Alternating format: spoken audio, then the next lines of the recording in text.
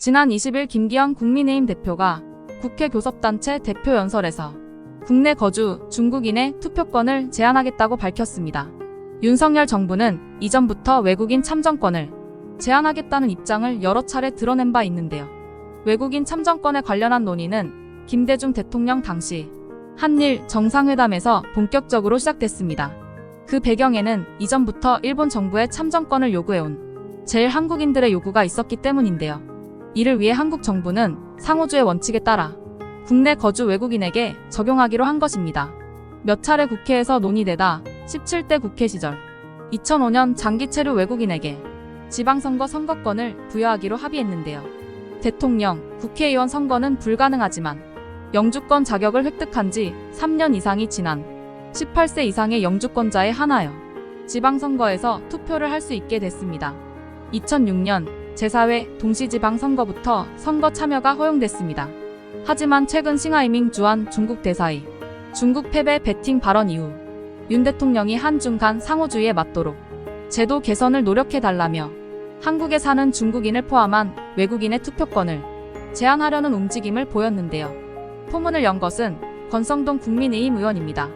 권 의원은 페이스북에 약 10만 명 정도의 중국인이 지방선거 투표권을 갖고 있으며 중국은 대한민국 내정에 간섭할 수 있는 현실적 수단을 갖고 있다고 썼습니다. 이어 한동훈 법무부 장관도 글로벌 기준에 맞는 영주권 규정에 대해 검토하고 있다고 밝혔는데요.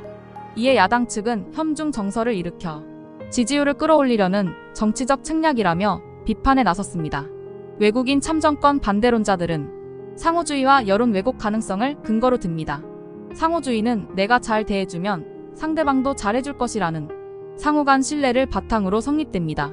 하지만 중국을 포함해 제외 동포에게 투표권을 주는 나라는 사실상 없어 상호주의 원칙에 위배된다는 겁니다. 여론 왜곡 가능성도 지적됩니다. 투표권을 부여받은 외국인은 2021년 기준 12만 명인데요. 그중 중국인 유권자는 95,767명에 달합니다. 태영호 국민의힘 의원은 특정 국가 출신의 쏠림 현상으로 인한 민심 왜곡 가능성 검토가 필요하다고 주장했습니다. 반면 외국인 참정권을 찬성하는 측은 상호주의 기준의 모호함과 민주주의 태보를 그 이유로 듭니다. 미국이 상호주의 원칙에 맞게 제한 미국인이 총기를 소지할 수 있도록 주장한다면 국내에서 받아들여질 수 있을까요? 그 나라의 환경, 사회, 문화 등 모든 것이 다르기 때문에 상호주의를 강요할 수 없다는 겁니다. 두 번째로는 굳이 정부가 나서서 민주주의 수준을 후퇴할 필요가 없다는 것인데요. 아시아 최초로 외국인에게 참정권을 부여했다는 타이틀을 굳이 포기할 필요가 있냐는 겁니다. 이관우 건국대 상어교양대학 교수는 중국 사례를 들어 우리 민주주의 수준을 후퇴시킬 이유는 없지 않나라고 말했습니다. 전 세계에서 외국인 참정권을 인정하는 나라는 45개국인데요. 상당수는 자국과 관계가 있는 타국만을 인정합니다. 영국 같은 경우 같은 영연방 국적자에게 투표권을 줍니다. 이후의 경우 이후의 영국 국민은 다른 나라에 거주하기만 해도 선거권과 피선거권을 가질 수 있습니다. 한국과 같이 국적을 불문하고 참정권을 부여한 국가들은 아일랜드, 스웨덴, 덴마크, 네덜란드, 노르웨이 등이 있는데요. 이들 국가는 모두 선진 민주주의 국가로 평가받습니다. 주민은 국민에 앞선다라는 말이 있습니다. 그만큼 지역에 사는 주민주권에 대한 중요성이 큽니다.